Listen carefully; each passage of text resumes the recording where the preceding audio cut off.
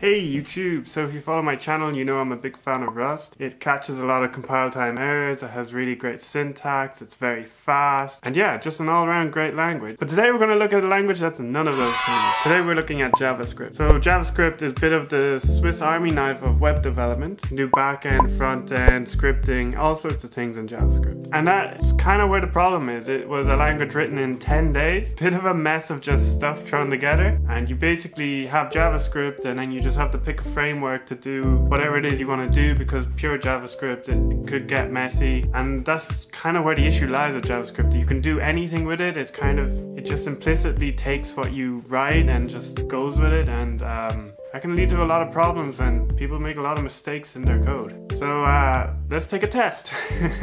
Let's see how good our JavaScript knowledge is. So today we're checking out jsisweird.com, see some of the quirky expressions it has and how strange it is. Now, so yeah, it says here JavaScript was written back in 1995, it's backwards compatible.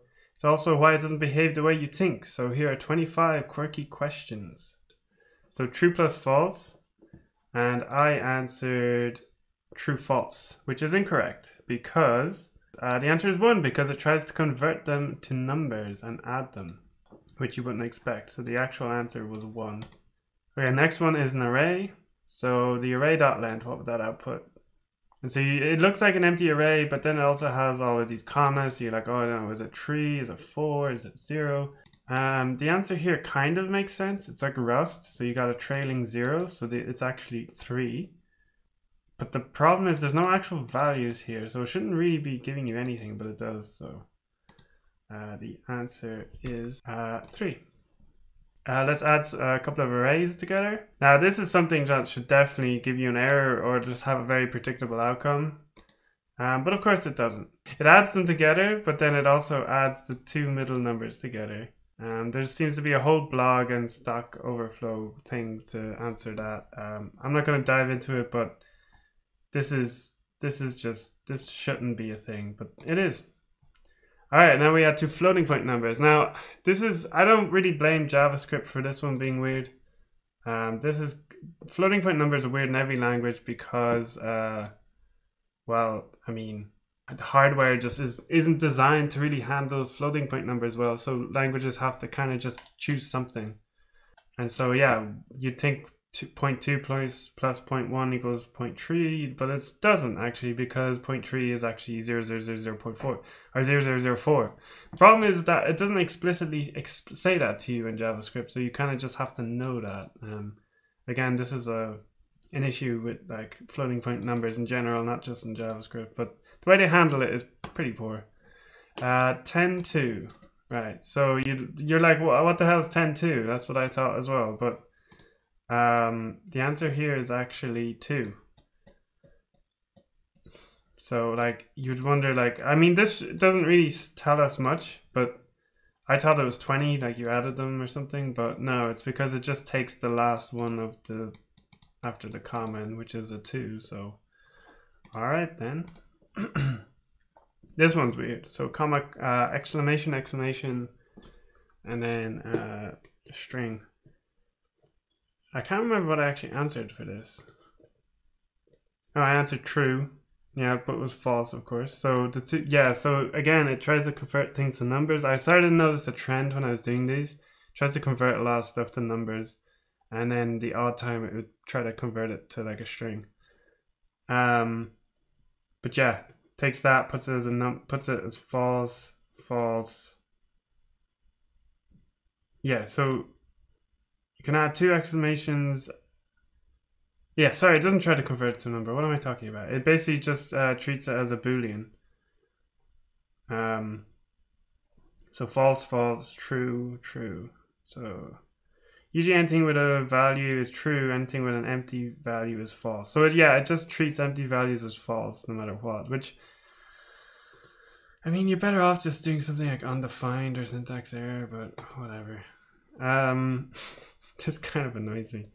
So here we have plus exclamation array, and you think, okay, so the last one it was treating as false, it should treat this as false, but no, it treats arrays as a number. So this is where I was getting onto that number thing. It randomly decides, yeah, arrays are numbers, and then it gives you a 1, which because it's true. But like that's just no, don't do this. Make it 0 or false or something, but no, makes it 1. All right. Exclamation true. I got this right. I said false. Yeah, so you can have multiple exclamation marks. That kind of makes sense, actually. I mean, you shouldn't allow it really in a language, but it does. So you could just keep going with this. I'm pretty sure someone out there has probably written code like this and it's completely unreadable for the next person who comes along, but that's what I like about Rust over languages like JavaScript. It's like forces you to kind of explicitly say what you're going to do, or at least, you know, doesn't try to hide it like, as much. All right. That was what? True.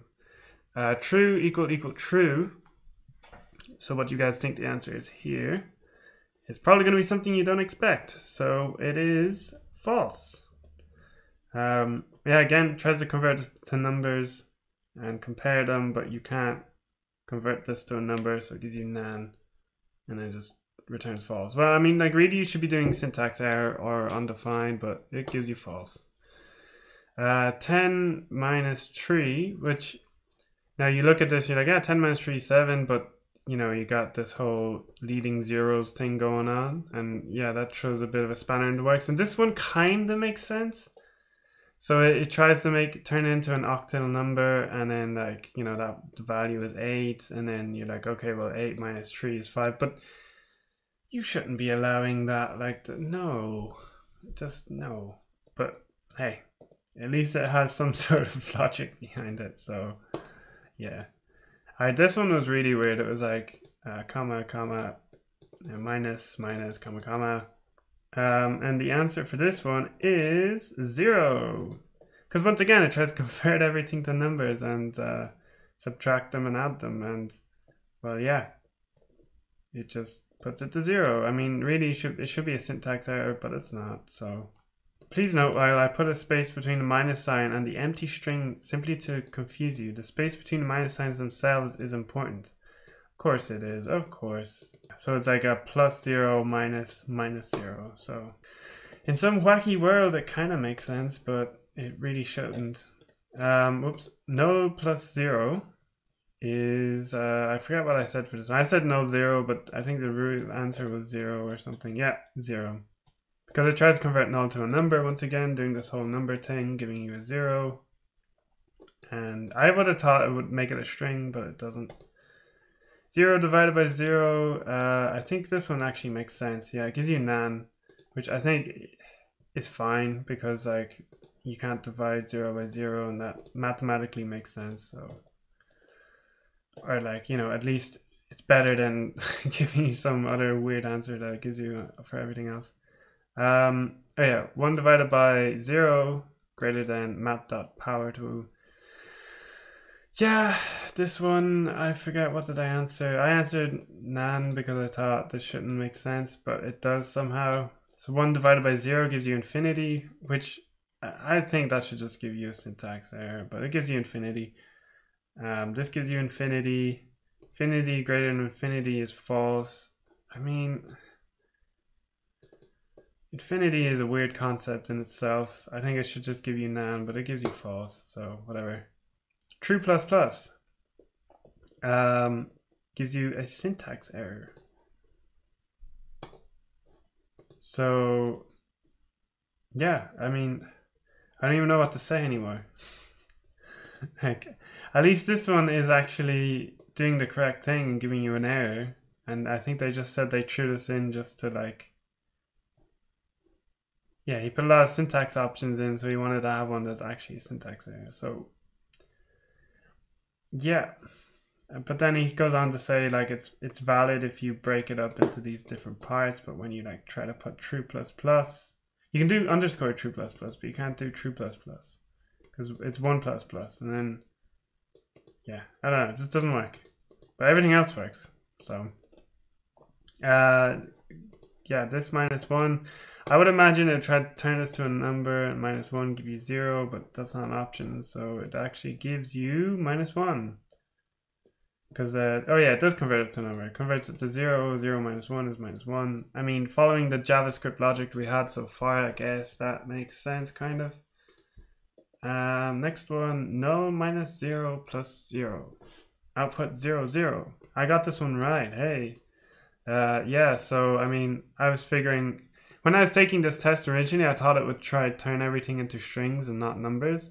And that's kind of what it does here. It like, well, it converts the null to a number, which makes sense because these are in brackets. So it's going to try to do this and give you a number, and then it's going to add, and when it sees the add symbol to another string, it's like, oh yeah, so I'll put them into a string. But if the question had used only subtraction operator, the result would have been different. Yeah, so it treats plus with strings as plus, but then if it's a minus, it goes, oh, well, you can't minus a string from a string, so let's turn it to a number, which you can actually. You could take a substring away from a string, like remove it, iterate it, and remove it, but JavaScript decided, no, let's just turn it all to numbers. I really wish it would just give you a syntax error or nan or something, but it doesn't. So anyways, true plus, in brackets, true minus 0. I answered 2. I can't remember why. I think I was just giving up at this point. Yeah, it tries to convert true to a number and it can't, and it just panics. Even though it can convert null to a number. Null, I mean null is null. Really, it should be minus 1 and not 0. But anyways. Then we have 5 factorial, which kind of really caught me off guard. At least I thought it was 5 factorial. It wasn't. It wasn't 5 factorial at all. It was actually 0. Because it turns it to a boolean, and then not true is false, and then number false is 0, 0 plus 0. I mean, what? That's just nonsense.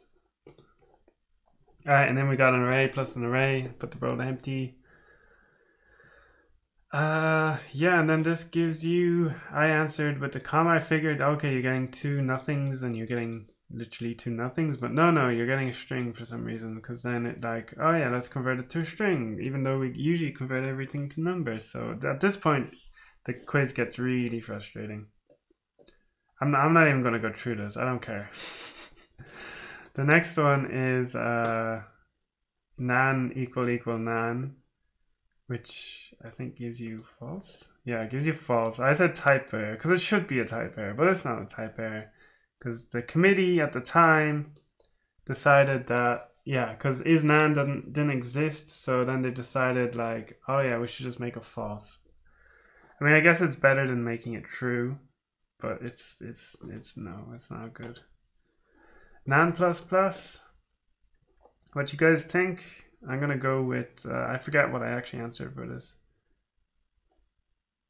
I mean, in my opinion, it should be like a type error, undefined or something, but what it actually gives you is nan. Look, at least it's not giving you like 1 or 2 or something. But the reason it gives you nan is not good. I mean, it changes nan and then nan plus plus and then isNan.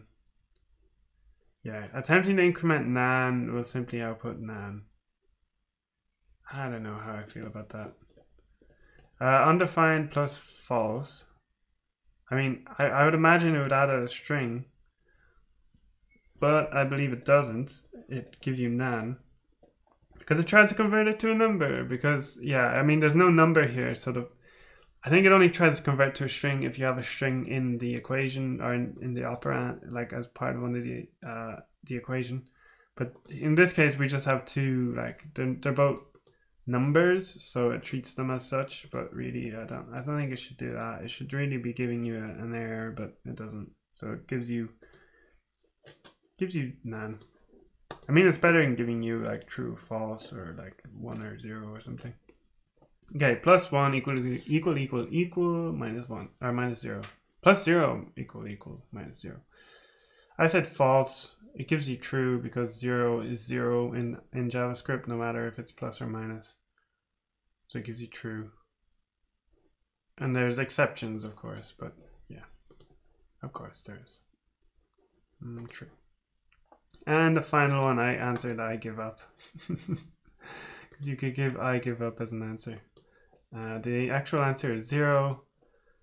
Here's the explanation. At this stage, I don't even care anymore. All of this is just nonsense. It should be giving you an error, but there you go.